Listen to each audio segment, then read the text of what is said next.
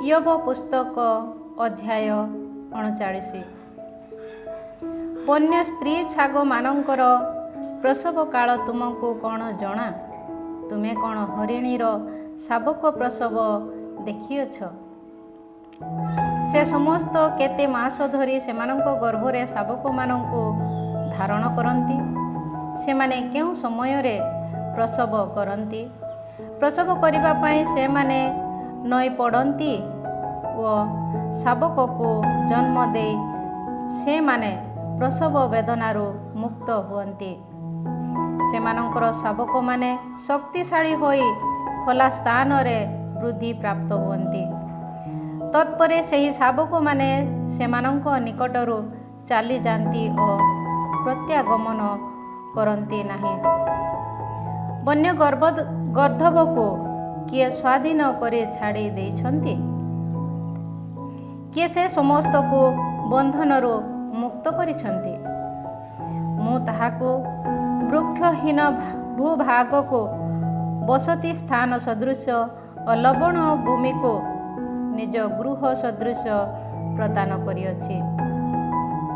ସେ ନଗରୀର କୋଳାହଳକୁ ଅବହେଳା କରେ, ସେ ଚାଳକର ଚିତ୍କାର ସ୍ୱରକୁ ଶୁଣେ ନାହିଁ। ପର୍ବତ ସମୂହରେ ସେ ଚରଣ କରେ, ଯେକୌଣସି ସବୁଜ ବର୍ଣ୍ଣ ବସ୍ତୁର ଅନ୍ୱେଷଣ କରେ। ବନ୍ୟ ବୃଷ କ'ଣ ତୁମର ସେବା କରିବ? ସେ କ'ଣ ତୁମର ଗୁହାଳରେ ରାତ୍ରି କଟାଇବ? ତୁମେ ତାହାର ଗଳାରେ ଦଉଡ଼ି ବାନ୍ଧି ତାହାକୁ ସିଆର କରାଇ ପାରିବ କି? କିମ୍ବା ତାହା ତୁମ ପଛରେ ମଇ ଦେବ କି? ତାହା ଶକ୍ତି ସମ୍ପନ୍ନ ଥିବା ଯୋଗୁଁ ତୁମେ କ'ଣ ତାହାଠାରେ ଆଧାରିତ ହେବ କି? କିମ୍ବା ତୁମର ପରିଶ୍ରମକୁ ତା ପାଇଁ ଛାଡ଼ିଦେବ କି? ତୁମର ଶସ୍ୟକୁ ତୁମ ଶସ୍ୟ ଖଳାକୁ ସେ ଆଣି ଦେବ, ତୁମେ ତା କ'ଣ ଏହିପରି ତାକୁ ବିଶ୍ୱାସ କରିବ? ଅଟପକ୍ଷୀ ନିଜ ପକ୍ଷକୁ ଦାମ୍ଭିକତା ପୂର୍ବକ ଫଡ଼ ଫଡ଼ ଶବ୍ଦ କରେ, କିନ୍ତୁ ତାହାର ଡେଣା ସାରସ କିମ୍ବା ବାଜ ପକ୍ଷୀର ପକ୍ଷ ସଦୃଶ କି? ତାହା ଭୂମିରେ ନିଜର ଅଣ୍ଡାକୁ ଛାଡ଼ି ଧୂଳି ତାହାକୁ ଉଷ୍ଣ କରିବା ପାଇଁ ଦିଏ। ତାହା ସ୍ମରଣ କରେ ନାହିଁ ଯେ କୌଣସି ପଦଦଳନ ତାହାକୁ ଭାଙ୍ଗି ଦେଇପାରେ କିମ୍ବା ବନ୍ୟ ପଶୁମାନଙ୍କ ଦ୍ୱାରା ତାହା ଦଳିତ ହୋଇପାରେ। ସେମାନଙ୍କର ଶାବକମାନେ ନିଜସ୍ୱ ନଥିବା ସଦୃଶ ତାହା ସେମାନଙ୍କ ପ୍ରତି ନିର୍ଦ୍ଦେଶାଚରଣ କରେ। ନିଜ ପ୍ରସବ ବେଦନା ବିଫଳ ହେଲେ ମଧ୍ୟ ତାହା ନିଶ୍ଚିହ୍ନ ରହେ, କାରଣ ଈଶ୍ୱର ତାହାକୁ ପ୍ରଜ୍ଞା ପ୍ରଦାନ କରି ନାହାନ୍ତି ଓ ତାହାକୁ ବିବେଚନାରେ ଅଂଶୀଦାର କରି ନାହାନ୍ତି। ତଥାପି ସ୍ୱଚଳପୂର୍ବକ ଧାଇଁବା ସମୟରେ ତାହା ଘଟକ ତଥା ଅଶ୍ୱାରୋହୀକୁ ଉପହାସ କରେ। ତୁମେ କ'ଣ ଘଟକକୁ ଶକ୍ତି ପ୍ରଦାନ କରିଅଛ? କିମ୍ବା ତାହାର ବେକକୁ ଶକ୍ତି ସମ୍ପନ୍ନ କରାଇଅଛ?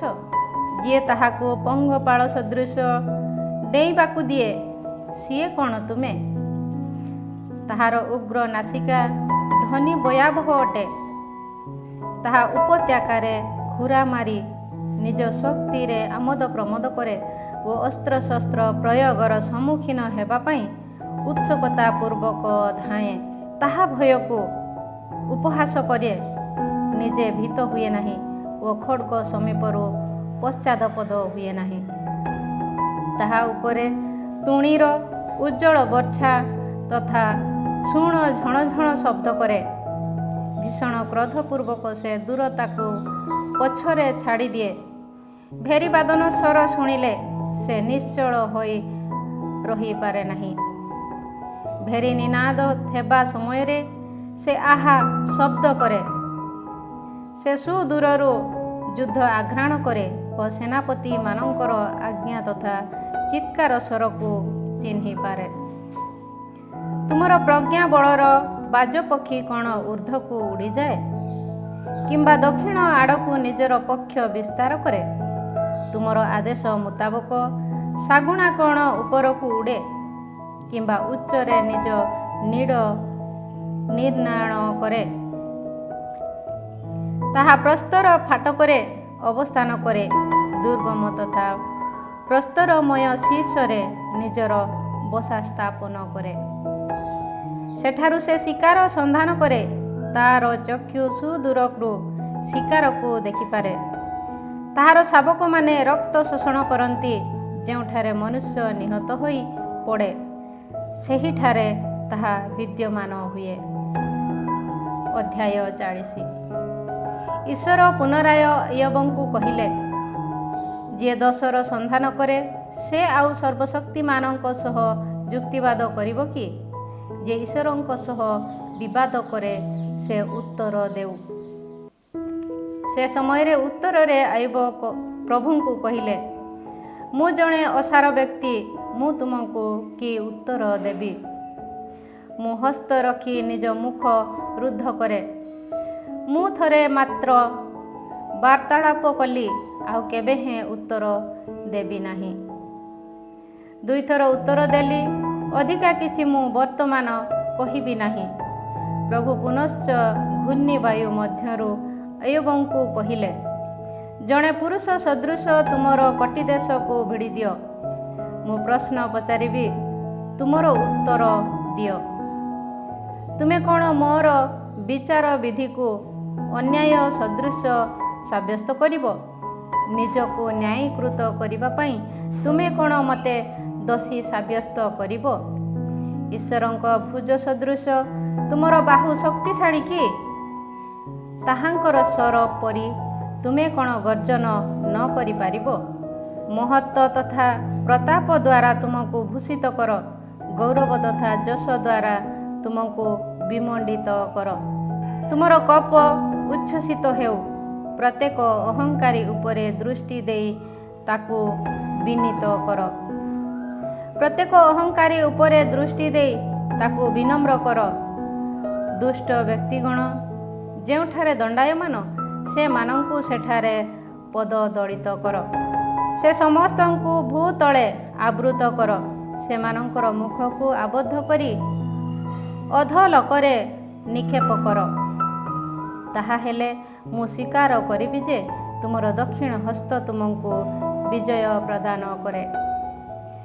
ବର୍ତ୍ତମାନ ବେହେମଥକୁ ନିରୀକ୍ଷଣ କର। ତୁମକୁ ସୃଷ୍ଟି କରିଥିବା ଭଳି ମୁଁ ତାକୁ ମଧ୍ୟ ସୃଜନ କରିଅଛି। ସେ ବଳଦ ସଦୃଶ ତୃଣ ଆହାର କରେ। ତାହାର ବଳ କଟି ଦେଶରେ ଓ ତାହାର ଶକ୍ତି ଉଦର ପେଶୀରେ ଅବସ୍ଥାପିତ। ତାହାର ଲାଙ୍ଗୁଳ ଦେବଦାରୁ ବୃକ୍ଷ ସଦୃଶ ଦୃଢ଼ ଓ ତାହାର ଜଙ୍ଘର ପେଶୀବଦ୍ଧ ଛନ୍ଦାଛନ୍ଦି ହୋଇ ସଂଯୁକ୍ତ। ତାହାର ଅସ୍ଥି ପିତ୍ତଳ ନଳୀ ସଦୃଶ ଓ ତାହାର ଅବୟବ ଲୌହ ଅର୍ଗଳ ସ୍ୱରୂପ। ଈଶ୍ୱରଙ୍କ ସୃଷ୍ଟି ବସ୍ତୁ ମଧ୍ୟରେ ସେ ପ୍ରଥମ। କେବଳ ତାହାର ସ୍ରଷ୍ଟାଙ୍କ ଖଡ଼୍ଗ ତାହାକୁ ଧମକ ଦେଇପାରେ। ଯେଉଁଠାରେ ବନ୍ୟ ପଶୁ ବିହାର କରନ୍ତି, ସେହି ପର୍ବତ ସମୂହ ତାହାକୁ ଖାଦ୍ୟ ପରିବେଷଣ କରେ। ପଦ୍ମ ଉଦ୍ଭିଦ ନଳ ମଧ୍ୟରେ ଓ ସନ୍ତସନ୍ତିଆ ସ୍ଥାନମାନଙ୍କରେ ତାହା ଶୟନ କରେ। ପଦ୍ମ ଉଦ୍ଭିଦ ତାହାକୁ ଛାୟାବୃତ କରେ। ଜଳସ୍ରୋତର କୁଶ ତାହାକୁ ବେଷ୍ଟନ କରେ। ଯଦିଓ ନଦୀ ଉଚ୍ଛ୍ୱସିତ ହୁଏ, ସେ ଭୀତ ହୁଏ ନାହିଁ। ଜର୍ଦାନ ତାହାର ମୁଖ ଦିଗରେ ପ୍ରବାହିତ ହେଲେ ମଧ୍ୟ ସେ ନିଷ୍କଳଙ୍କ ରହେ। ଅଙ୍କୁଶ ଦ୍ୱାରା ତାହାକୁ ଫାଶରେ ଆବଦ୍ଧ କରିବା ପାଇଁ କିଏ ସକ୍ଷମ? ନାସାରନ୍ଧ୍ରକୁ ବିଦ୍ଧ କରି କିଏ ତାହାକୁ ରଜ୍ଜୁବଦ୍ଧ କରିବ? ଅଧ୍ୟାୟ 41। ତୁମେ ଲେଭିଆଥାନକୁ ବନଶୀ କଣ୍ଟା ଦ୍ୱାରା ଧରିପାରିବ କି? କିମ୍ବା ତାହାର ଜିହ୍ୱାକୁ ସୂତା ଦ୍ୱାରା ଆବଦ୍ଧ କରିପାରିବ କି? ତାର ନାସାରନ୍ଧ୍ରକୁ ରଜ୍ଜୁ ଦ୍ୱାରା ତୁମେ ବନ୍ଧନ କରିପାରିବ କି? କିମ୍ବା ତାର ଦାନ୍ତ ମାଢ଼ିକୁ ଅଙ୍କୁଶ ଦ୍ୱାରା ବିଦ୍ଧ କରିପାରିବ କି? ସେ କ'ଣ ତୁମ ସମୀପରେ ଧାରାବାହିକ ଭାବେ ନିବେଦନ କରିବ? ସେ କ'ଣ ତୁମକୁ ମୃଦୁ ଭାବେ କଥା କହିବ? ସଦା ସର୍ବଦା ତୁମର ସେବକ ହେବା ପାଇଁ ସେ କ'ଣ ତୁମ ସହ ବ୍ୟବସ୍ଥା ବିଧି ସାଲିସ କରିବ? ଗୋଟିଏ ପକ୍ଷୀ ସହ ଖେଳିବା ପରି ତୁମେ ତା ସହିତ କ୍ରୀଡ଼ାରତ ହେବ କି?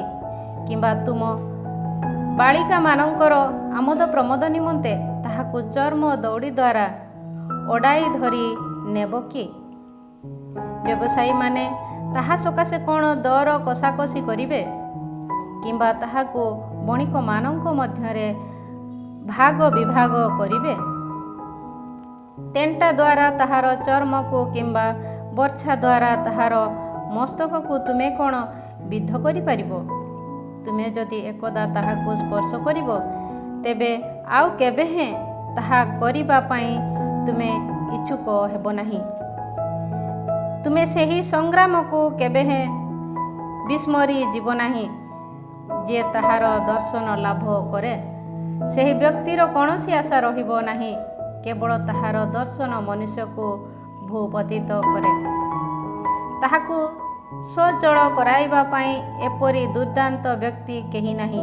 ତାହା ହେଲେ ମୋର ସନ୍ନିଧାନରେ କିଏ ଦଣ୍ଡାୟମାନ ହେବ? ମୁଁ ଯେପରି କାହାକୁ ପରିଶୋଧ କରିବି, ସେଥିପାଇଁ କିଏ ମୋତେ ପୂର୍ବରେ କିଛି ପ୍ରଦାନ କରିଅଛି? ଆକାଶମଣ୍ଡଳ ତଳେ ଥିବା ସବୁକିଛି ମୋର। ତାହାର ଅବୟବ କିମ୍ବା ପ୍ରଚଣ୍ଡ ଶକ୍ତି ଅଥବା ମନୋରମ ରୂପ ସମ୍ବନ୍ଧରେ ମୁଁ ନିସ୍ତବ୍ଧ ହେବି ନାହିଁ। ତାହାର ବାହ୍ୟ ବସ୍ତ୍ରକୁ କାଢ଼ିବା ପାଇଁ କିଏ ସକ୍ଷମ? ତାହାର କବଚଦ୍ୱୟକୁ ଭେଦ କରିବା ପାଇଁ କିଏ ସମର୍ଥ? ତାହାର ମୁଖ କବାଟକୁ କିଏ ଖୋଲିବ? ତାହାର ଦନ୍ତପଂକ୍ତିର ଚତୁଃପାର୍ଶ୍ୱରେ ଭୟାନକତା ବିରାଜିତ। ତାହାର ପୃଷ୍ଠ ଦେଶ ଢାଲ ପଂକ୍ତିରେ ଆଚ୍ଛାଦିତ। ମୁଦ୍ରାଙ୍କିତ ଥିବା ଭଳି ତାହା ଦୃଢ଼ ଭାବେ ରୁଦ୍ଧ। ବାୟୁ ପ୍ରବେଶ କରି ପାରୁ ନ ଥିବା ଭଳି ସେ ସମସ୍ତ ପରସ୍ପର ମଧ୍ୟରେ ଗୋଟିଏ ଗୋଟିର ଅତି ନିକଟବର୍ତ୍ତୀ ହୋଇ ରହିଛି। ସେ ସମସ୍ତ ପରସ୍ପର ମଧ୍ୟରେ ସଂଯୁକ୍ତ ଓ ପରସ୍ପରକୁ ପୃଥକ କରିପାରୁ ନଥିବା ଭଳି ସେଗୁଡ଼ିକ ପରସ୍ପର ମଧ୍ୟରେ ଆବଦ୍ଧ। ତାହା ଝିଙ୍କା ଦୀପ୍ତି ସ୍ଫୁର୍ତ୍ତିତ କରେ। ତାର ଚକ୍ଷୁଦ୍ୱୟ ସୂର୍ଯ୍ୟୋଦୟର ଆଖିପତା ସଦୃଶ। ତାହାର ମୁଖରୁ ଉଜ୍ଜ୍ୱଳ ମଶାଲ ବହିର୍ଗତ ହୁଏ ଓ ଅଗ୍ନିକଣା ନିର୍ଗତ ହୁଏ। ଫୁଟିଥିବା ପାତ୍ର ଓ ଜ୍ୱଳନ୍ତ ନଳ ଯେପରି ଧୂମ ବାହାର କରେ, ତାହାର ନାସାରନ୍ଧ୍ରରୁ ଧୂମ ସେହିପରି ନିର୍ଗତ ହୁଏ। ତାହାର ନିଶ୍ୱାସ ଅଙ୍ଗାରକୁ ଜଳିତ କରେ ଓ ତାହାର ମୁଖରୁ ଅଗ୍ନିଶିଖା ବହିର୍ଗତ ହୁଏ।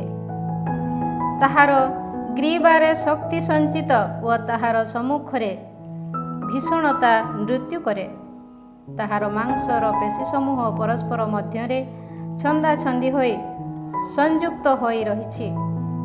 ଅଟଳନୀୟ ଭଳି ତାହା ତା ଉପରେ ଦୃଢ଼ବଦ୍ଧ ହୋଇଛି। ତାହାର ହୃଦୟ ପଥର ତୁଲ୍ୟ ଦୃଢ଼। ପେଶା ଚକିର ନିମ୍ନ ପଥର ସଦୃଶ ଦୃଢ଼। ସେ ଯେବେ ନିଜକୁ ଊର୍ଦ୍ଧ୍ୱକୁ ଉଠାଏ, ତେବେ ପରାକ୍ରମୀମାନେ ଭୀତ ହୁଅନ୍ତି। ସେ ଯେବେ ଗର୍ଜନ କରେ, ତେବେ ସେମାନେ ଭୟଚକିତ ହୁଅନ୍ତି। ଖଡ୍ଗ ତାହାଙ୍କୁ ସ୍ପର୍ଶ କରିପାରେ, କିନ୍ତୁ ତାହା ତାହାର କୌଣସି କ୍ଷତି କରେ ନାହିଁ। ବର୍ଚ୍ଛା, ଶୈଳ, ଶୂଳ ଇତ୍ୟାଦି ବିଫଳ। ଲୌହକୁ ନଡ଼ା ସଦୃଶ ଓ ପିତ୍ତଳକୁ ସଢ଼ା କାଠ ତୁଲ୍ୟ ସେ ବିବେଚନା କରେ। ତୀର ଦେଖି ସେ ପଳାୟନ କରେ ନାହିଁ। ଛାଟେଣି ପଥର ତା ପ୍ରତି ନଡ଼ା ସଦୃଶ। ତା ପ୍ରତି ତୃଣ ସଦୃଶ ଶୂଳର ଘଡ଼ ଘଡ଼ ଶବ୍ଦକୁ ସେ ଉପହାସ କରେ। ତାହାର ନିମ୍ନ ଭାଗ ତୀକ୍ଷ୍ଣ ଖପରା ସଦୃଶ। କାଦୁଅରେ ଖୋଳା କାଷ୍ଠ ସଦୃଶ ସେ ଗମନ କରେ। ଅଗାଧର ଜଳକୁ ପାତ୍ରର ଜଳ ସଦୃଶ ସେ ଫୁଟାଏ। ସେ ସମୁଦ୍ରକୁ ଅଞ୍ଜନ ପାତ୍ରରେ ପରିଣତ କରେ। ନିଜର ପଶ୍ଚାତ ଭାଗରେ ସେ ଗୋଟିଏ ଉଜ୍ଜଳ ପଥ ଛାଡ଼ିଦିଏ। କେହି ମନେ କରିପାରେ ଯେ ଅଗାଧ ଦୂଷର କେଶରେ ପରିଣତ ହୋଇଛି। ଭୂପୃଷ୍ଠରେ ତାହା ସଦୃଶ ନିର୍ଭୟ କୌଣସି ସୃଷ୍ଟ ଜୀବ ନାହିଁ। ସମସ୍ତ ଉନ୍ନତ କାର୍ଯ୍ୟକୁ ସେ ଦେଖେ। ଔଦ୍ଧତ୍ୟପୂର୍ଣ୍ଣ ପ୍ରାଣୀ ମଧ୍ୟରେ ସେ ରାଜା ଅଟେ। ଅଧ୍ୟାୟ 42। ଇୟୋବଙ୍କ ଅନ୍ତିମ ଉତ୍ତର। ଉତ୍ତରରେ ଇୟୋବ ପ୍ରଭୁଙ୍କୁ କହିଲେ, ତୁମେ ସମସ୍ତ କାର୍ଯ୍ୟ କରିପାର ଓ ମୁଁ ଜାଣେ ଯେ ତୁମର କୌଣସି ଲକ୍ଷ୍ୟ କେହି କେବେ ନିଷ୍ଫଳ କରି ନପାରେ। ତୁମେ ପ୍ରଶ୍ନ ପଚାରିଛ ଯେ ଜ୍ଞାନ ରହିତ ଭାବେ ତୁମର ଲକ୍ଷ୍ୟକୁ ଗୁପ୍ତ କରି ରଖିଥିବା ସେହି ବ୍ୟକ୍ତି କିଏ? ତାହା ମୁଁ ବୁଝିନାହିଁ। ଯେଉଁ ଅତିଶୟ ଆଶ୍ଚର୍ଯ୍ୟାନ୍ୱିତ କାର୍ଯ୍ୟ ସମ୍ବନ୍ଧରେ ମୁଁ ଅଜ୍ଞ ଥିଲି, ସେ ସମ୍ବନ୍ଧରେ ମୁଁ କଥା କହିଅଛି। ତୁମେ କହିଅଛ, ଶୁଣ, ମୁଁ କଥାବାର୍ତ୍ତା କରିବି, ମୁଁ ତୁମକୁ ପ୍ରଶ୍ନ ପଚାରିବି, ତୁମେ ଉତ୍ତର ଦିଅ।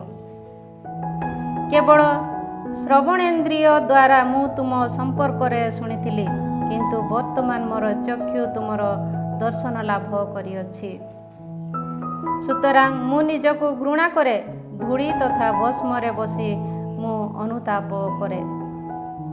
ସେହି ମିତ୍ରମାନଙ୍କୁ ପ୍ରଭୁଙ୍କର ଭର୍ତ୍ସନା। ଇୟୋବଙ୍କ ସହ ଏହିପରି କଥାବାର୍ତ୍ତା କଲା ପରେ ତେମାନୀୟ ଏଲିଫାସକୁ ପ୍ରଭୁ କହିଲେ, ମୋର କ୍ରୋଧାଗ୍ନି ତୁମର ତଥା ତୁମ 2 ଜଣ ମିତ୍ରଙ୍କ ବିରୁଦ୍ଧରେ ପ୍ରଜ୍ୱଳିତ ହୋଇଛି, କାରଣ ମୋର ଦାସ ଇୟୋବଙ୍କ ସଦୃଶ ତୁମେ ମୋ ସମ୍ପର୍କରେ ସଠିକ୍ କଥା କହିନାହଁ। ସୁତରାଂ ବର୍ତ୍ତମାନ 7ଟି ବଳଦ ତଥା 7ଟି ପୁଙ୍ଗ-ମେଷ ନେଇ ମୋର ଦାସ ଇୟୋବ ନିକଟକୁ ଯାଅ ଓ ସେ ସମସ୍ତକୁ ହୋମବଳି ରୂପେ ଉତ୍ସର୍ଗ କର। ମୋର ଦାସ ଇୟୋବ ତୁମମାନଙ୍କ ନିମନ୍ତେ ପ୍ରାର୍ଥନା କରିବ। ମୁଁ ତାର ପ୍ରାର୍ଥନା ଗ୍ରହଣ କରିବି ଓ ତୁମମାନଙ୍କର ମୂଢ଼ତା ପ୍ରତି ମୁଁ ଶାସ୍ତି ଦେବି ନାହିଁ। କାରଣ ମୋର ଦାସ ଇୟୋବ ସଦୃଶ ତୁମେମାନେ ମୋ ସମ୍ପର୍କରେ ସଠିକ୍ କଥା କହିନାହଁ। ତହୁଁ ତେମାନୀୟ ଏଲିଫାସ, ହୁସିୟ, ବିଲଦାଦ ଓ ମାନାତୀୟ ସଫାର ପ୍ରଭୁଙ୍କର ଆଦେଶକୁ କାର୍ଯ୍ୟରେ ପରିଣତ କଲେ। ପ୍ରଭୁ ଇୟୋବଙ୍କର ପ୍ରାର୍ଥନା ଗ୍ରହଣ କଲେ। ଇୟୋବଙ୍କ ପୁନରାୟ ସୌଭାଗ୍ୟବାନ।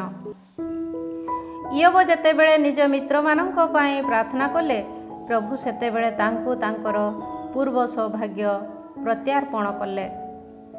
ଯାହା ପୂର୍ବରେ ତାଙ୍କର ଥିଲା, ପ୍ରଭୁ ତାହାର 2 ଗୁଣ ଇୟୋବଙ୍କୁ ପ୍ରଦାନ କଲେ। ତାଙ୍କର ସହୋଦର ଓ ସହୋଦରୀମାନେ ଏବଂ ପୂର୍ବ ପରିଚିତ ବ୍ୟକ୍ତିମାନେ ତାଙ୍କର ଗୃହକୁ ଆସି ତାଙ୍କ ସଙ୍ଗରେ ଭକ୍ଷଣ କଲେ। ତାଙ୍କ ପ୍ରତି ପ୍ରଭୁ ଯାହା ଘଟାଇଥିଲେ, ସେ ସମସ୍ତ ଅନିଷ୍ଟ କାର୍ଯ୍ୟ ପ୍ରତି ସେମାନେ ସହାନୁଭୂତି ଜଣାଇ ତାଙ୍କୁ ଆଶ୍ୱସ୍ତ କଲେ। ସେମାନେ ପ୍ରତ୍ୟେକେ ତାଙ୍କୁ ଅର୍ଥ ତଥା ଗୋଟିଏ ସୁବର୍ଣ୍ଣ ମୁଦି ପ୍ରଦାନ କଲେ। ଇୟୋବଙ୍କର ପୂର୍ବ ଦିନସମୂହ ଅପେକ୍ଷା ପରବର୍ତ୍ତୀ ଦିନ ସବୁକୁ ପ୍ରଭୁ ଅଧିକ ଆଶୀର୍ବାଦ କଲେ। ତାଙ୍କର 14,000 ମେଷ, 6,000 ଓଟ, 1,000 ଯୋଡ଼ି ବଳଦ ଓ 1,000 ସ୍ତ୍ରୀ ଗର୍ଦ୍ଦଭ ଥିଲେ। ତାଙ୍କର 7 ଜଣ ପୁତ୍ର ଓ 3 ଜଣ କନ୍ୟା ମଧ୍ୟ ଥିଲେ। ସେ ପ୍ରଥମ କନ୍ୟାକୁ ଜମିମା, ଦ୍ୱିତୀୟାକୁ କେସିୟା ଓ ତୃତୀୟାକୁ କେରେନ ହାପୁକ ନାମରେ ନାମିତ କଲେ। ଇୟୋବଙ୍କ କନ୍ୟାମାନଙ୍କ ସଦୃଶ୍ୟ ଅନ୍ୟ କୌଣସି ସୌନ୍ଦର୍ଯ୍ୟବତୀ ନାରୀ ସେହି ଦେଶ ସାରା ନଥିଲେ। ସେମାନଙ୍କ ପିତା ସେମାନଙ୍କୁ ମଧ୍ୟ ସେମାନଙ୍କ ସହୋଦରମାନଙ୍କ ସମାନ ଅଧିକାର ପ୍ରଦାନ କଲେ। ଏହାପରେ ଇୟୋବ 140 ବର୍ଷ ବ୍ୟାପୀ ଜୀବିତ ରହିଲେ ଓ 4 ବଂଶ ଧରି ପୁତ୍ର ପୌତ୍ରମାନଙ୍କୁ ଦେଖିବାକୁ ପାଇଲେ। ଏହିପରି ସମ୍ପୂର୍ଣ୍ଣ ଆୟୁଷ ଲାଭ କରି ବୃଦ୍ଧାବସ୍ଥାରେ ଇୟୋବ ମୃତ୍ୟୁବରଣ କଲେ।